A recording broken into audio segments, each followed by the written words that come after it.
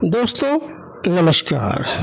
मैं नंदलाल भारती लिखता हूँ, पढ़ता हूँ, सुनता और सुनाता हूँ। दोस्तों आज अपने ही पिटारे की कहानी लावारिस सुनाने आया हूँ। सुबह की बेला थी।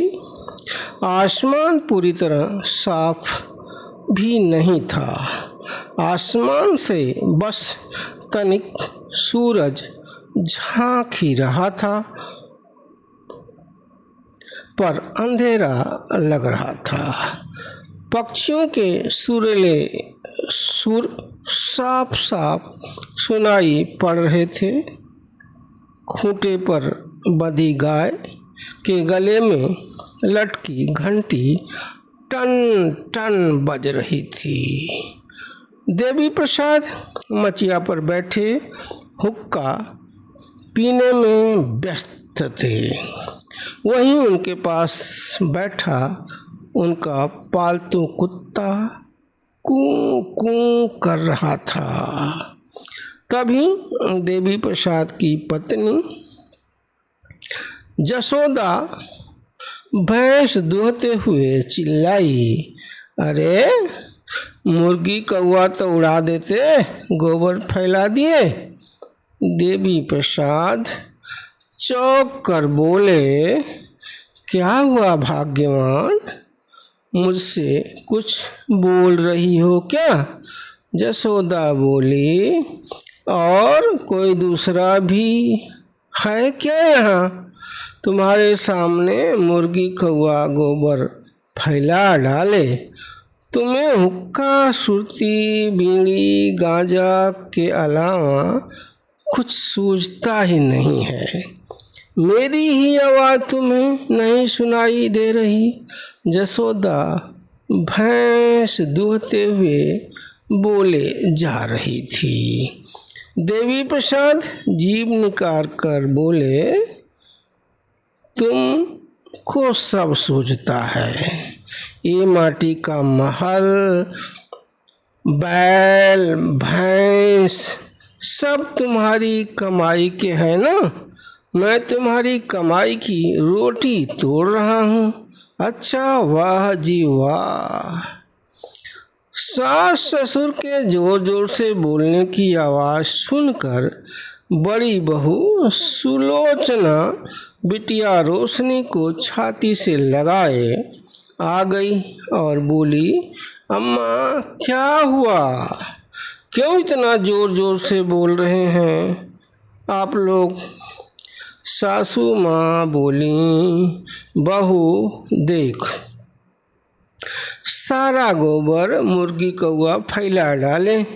ये बुढ़ऊ है कि धुआं उड़ाने में मस्त हैं, मेरी बात सुने ही नहीं, मुझे ही ताना महना मार रहे हैं। बहू तुम गोबर टोकरी में भर दो, बाद में घूरे में डाल आना। बुढ़ऊ के दिमाग में धुआं भर गया है, उनकी बात छोड़ो। सुलोचना बोली, ठीक है अम्मा, मैं गोबर टोकरी में भी भर देती हूँ। देवी प्रसाद मुंह उठाकर धुआं उगलते हुए बोले, क्यों बड़बड़ा रही हो सच्चिदानंद की माँ? आज कुछ काम ज़्यादा कर दी क्या? अरे अभी ठीक से सूरज भी नहीं उगा है और तुम बड़बड़ाने लगी। जसोदा बोली, कुछ नहीं, अन्हरा के आगे रोवे, अपना दीदा खोवे। कहते हुए जसोदा फिर एक ढेला उठाकर दे मारी। मुर्गी कुकड़ू कुकड़ू, कौआ काँव काँव कर उड़ गए। वह भैंस दूहने में लग गई।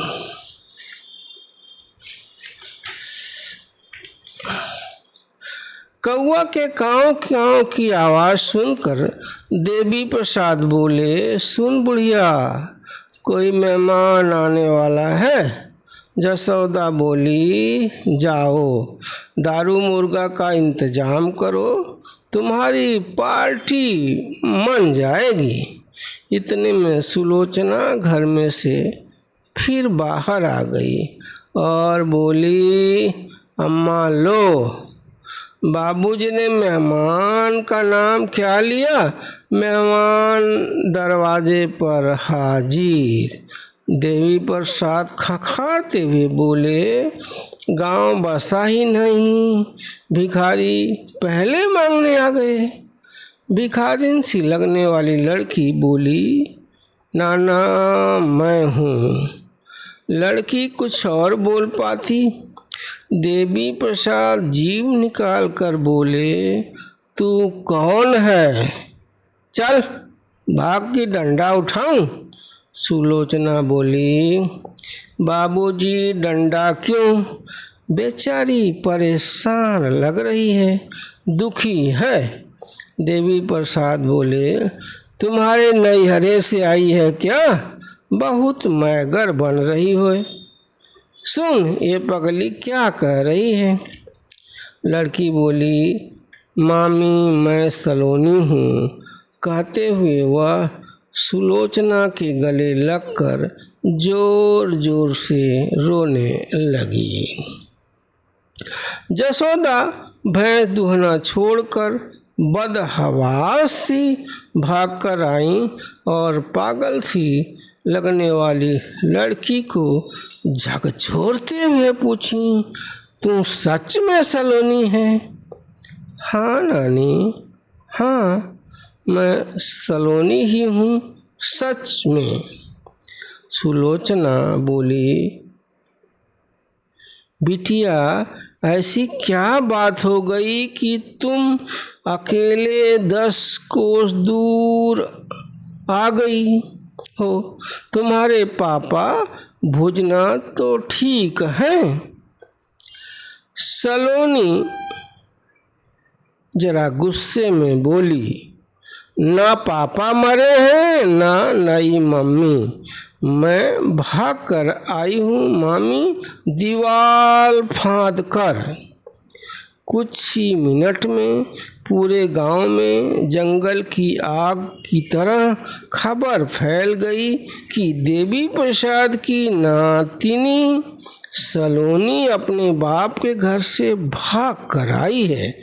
कुछ ही देर में पूरा गांव देवी प्रसाद के दरवाजे पर था। जितने लोग उतनी बातें। कोई पुलिस में FIR दर्ज करवाने की सलाह दे रहा था तो कोई कहता चलो साइकिल उठाओ। सलोनी के बाप भुजनाथ और पापिन सौतेली माँ का मुंह तोड़ाते हैं। जो थाना फौजदारी होगी देखी जाएगी। पापिन को तो सबक सिखाना ही चाहिए। कैसा बाप है भुजनाथ, बिटिया पर इतना अत्याचार। घोर कलयुग आ गया है। बाप बेटी पर अत्याचार कर रहा है, बाप बेटी पर अत्याचार कर रहा है। सौतेली माताएं तो पहले ही बदनाम थी, अब बाप भी। देवी प्रसाद माथा ठोके और बोले, कुछ नहीं करना है, बिटिया घबराई हुई है, बिटिया को चैन से रहने देना है। इतने में गांव के उप सरपंच स्वामीनाथ आ गए और पूछे, क्या करोगे पहलवान अब? देवी प्रसाद लोटा भर पानी पेट में उतारते हुए बोले, इंतजार करेंगे और क्या करेंगे स्वामीनाथ। देवी प्रसाद का छोटा बेटा परमानंद बोला, सरपंच बाबू ठीक कह रहे हैं। बहनोई को फिक्र होगी तो खुद खोजते हुए आएंगे। बेटी से रिश्ता नाता रखना होगा तो, वरना सारे रिश्ते खत्म। परमानंद अपनी भौजाई सुलोचना से बोला, भौजी सलोनी को खाना पानी दो, मैं डॉक्टर लेकर आता हूँ। देखो उसके हाथ पांव से मवाद बह रहा है।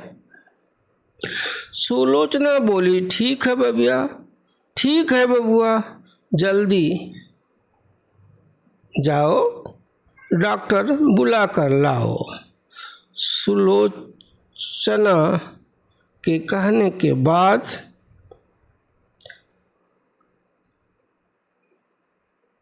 परमानंद डॉक्टर बुलाने चला गया। इधर जसोदा सलोनी की दशा देखकर गस खाकर गिर पड़ी। कुछ ही देर में डॉक्टर भी आ गए। जसोदा का चेकअप किए और बोले, घबराने की कोई ज़रूरत नहीं है, ठीक हो जाएंगी, कुछ नहीं हुआ है, बस घबराहट और बेचैनी की वजह से चक्कर आया है।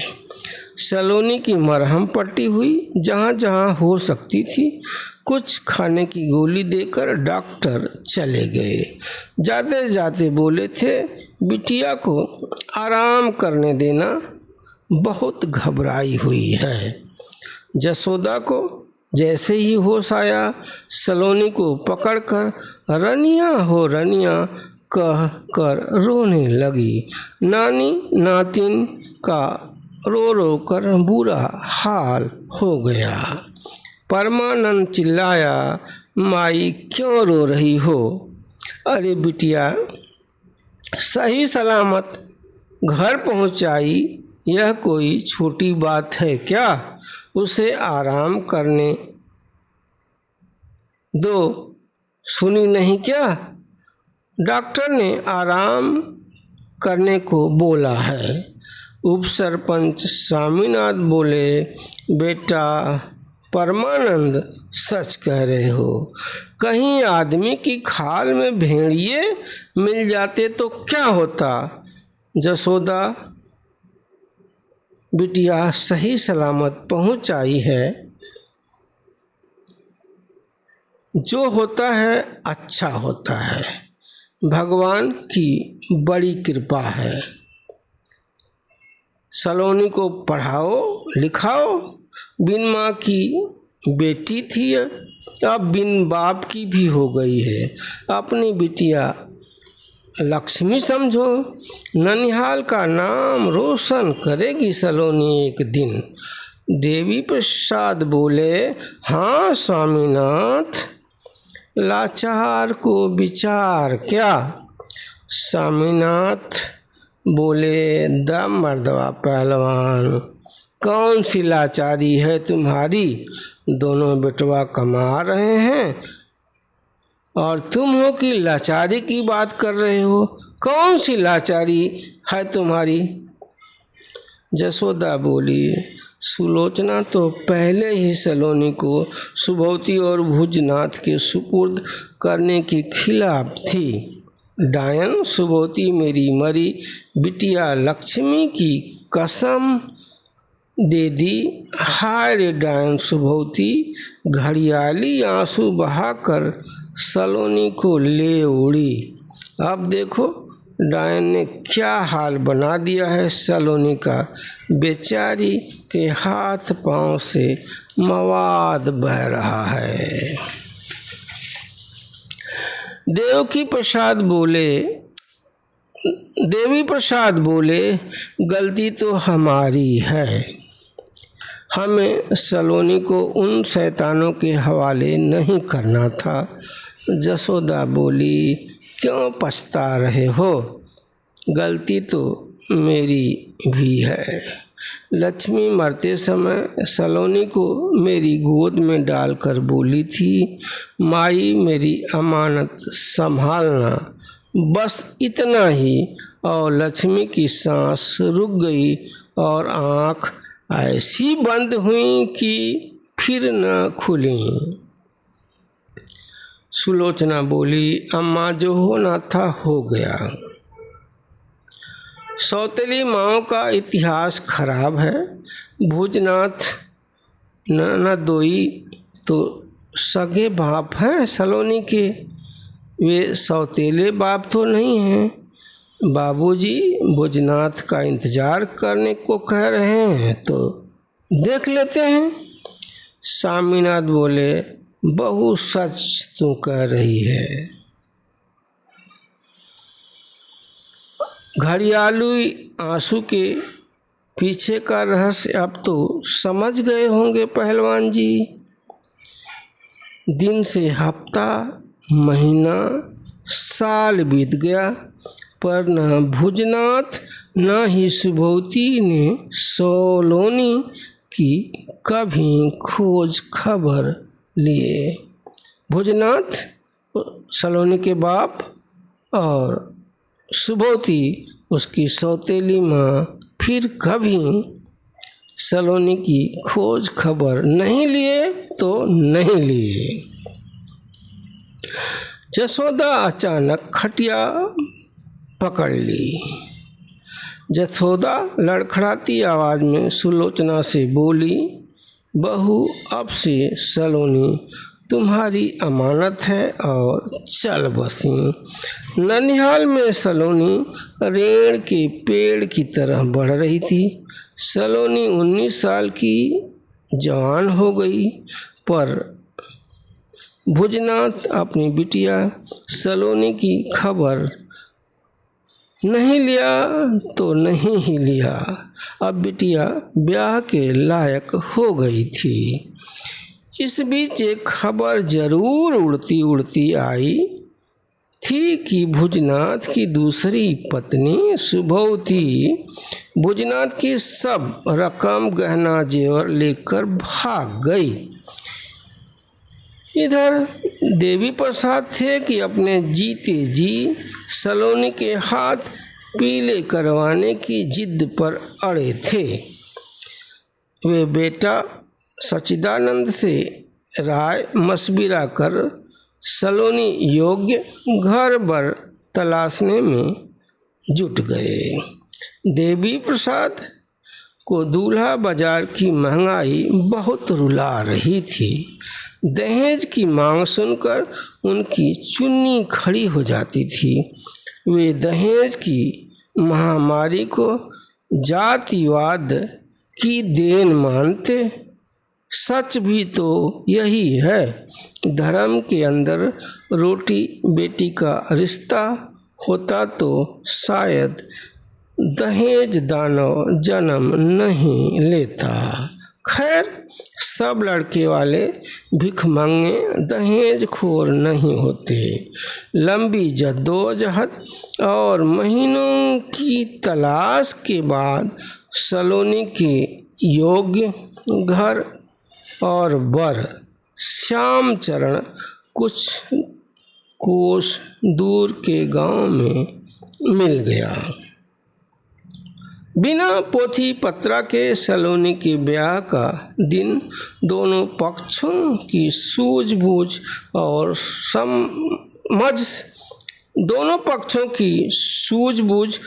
समझ से तय हो गया। बड़ा अच्छा तिलक भी हो गया। दिन तारीख पक्की हो गई। देवी प्रसाद ने सलोनी के बाप भुजनाथ को भी न्योता भिजवा दिया। देवी प्रसाद के मनमाफिक बड़ा बेटा सच्चिदानंद सलोनी के ब्याह में दान दहेज की पूरी व्यवस्था कर लिया था। नातिन सलोनी के ब्याह की तैयारी को देखकर देवी प्रसाद गदगद तो थे, बहुत गदगद थे।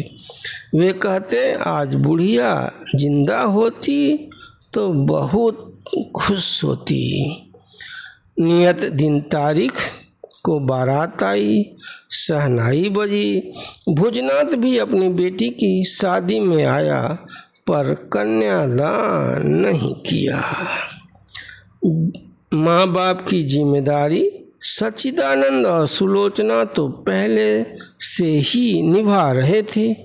भुजनाथ के कन्यादान नहीं करने पर कन्यादान की रस्म सच्चिदानंद ने ही निभाया।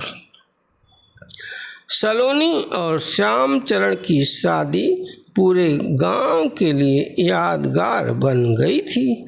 सामर्थ्य के अनुसार देवी प्रसाद के बेटों ने सलोनी को दान दहेज देने में कोई कोताही नहीं बरती थी। बड़ी रजगज से सलोनी की शादी और विदाई हुई, बिना किसी पाखंड के। सलोनी की डोली बाप के घर से नहीं, ननिहाल से उठी थी। यहीं से उसकी माँ की भी डोली उठी थी। समय अपनी गति से भाग रहा था। देवी प्रसाद भी काल के गाल में समा गए। सलोनी और श्यामचरण दो प्यारे प्यारे बच्चों के माँ बाप बन गए। उनका जीवन मजे से बीत रहा था। उधर अपने गांव में भुजनाथ कब्र के करीब पहुंच रहा था। कोई पानी देने वाला नहीं था। धन दौलत जो घर में था वह सब लेकर उसकी दूसरी पत्नी सुभोती पहले ही भाग चुकी थी। मरता क्या न करता, भुजनाथ को सलोनी की अब याद आई। उसने सलोनी को खत मरता क्या न करता, भुजनाथ को सलोनी की अब याद आने लगी। उसने सलोनी को खत लिख भेजा। नालायक बाप की बेटी सलोनी लोमड़ी की खाल वाले बाप भुजनाथ के घर पहुंच गई। भुजनाथ के घर के सामने गाड़ी खड़ी देखकर गांव वालों की भीड़ लग गई। उन्हें लगा कि कहीं भुजनाथ चल तो नहीं बसा। सलोनी को देखकर गांव वालों को जरा तसल्ली हुई। सलोनी अपने नालायक बाप को गाड़ी में बिठा रही थी। गांव वाले कह रहे थे, देख भुजनाथ, सलोनी के संस्कार जो उसके ननिहाल वालों ने दिए हैं, ये वही सलोनी है जिसको तुमने लावारिस बना दिया था। भला हो सलोनी के ननिहाल वालों का, जिन्होंने सलोनी को अच्छी शिक्षा और संस्कार दिए। भूल गए कि याद है वो काला दिन जब सलोनी तुम्हारे घर से भागकर ननिहाल गई थी। वही सलोनी है भुजनाथ, वही। भुजनाथ की जबान पर जैसे दही जम गई थी, पर उसकी आंखों में सावन भादों की झड़ी लगी हुई थी। गांव की देवराजी काकी भुजनाथ के आंसू पोंछते हुए बोली, भुजनाथ अब तुम लावारिस नहीं हो। देख बिटिया आ गई है तुम्हारे दुख को हरने। भुजनाथ, तुमने जरूर सलोनी को लावारिस बना दिया था, लावारिस छोड़ दिया था। तुम्हें जो करना था ननिहाल वालों ने किया। वाह रे बेटी, बाप के प्रति लगाव, वाह वाह रे बेटी का बाप के प्रति लगाव। सलोनी तू धन्य है, धन्य है तुम्हारे ननिहाल के लोग। गांव वाले सलोनी के सुखी जीवन की प्रार्थना कर रहे थे। सलोनी कब्र में पांव लटकाए अपने बाप भुजनाथ को सफ़ेद कार में बिठाकर अपने गांव की ओर चल पड़ी थी। गांव वाले कार की उड़ती धूल को टुकुर टुकुर निहार रहे थे। दोस्तों, इस कहानी में बस इतना ही। यह कहानी कैसी लगी ज़रूर बताइएगा। धन्यवाद।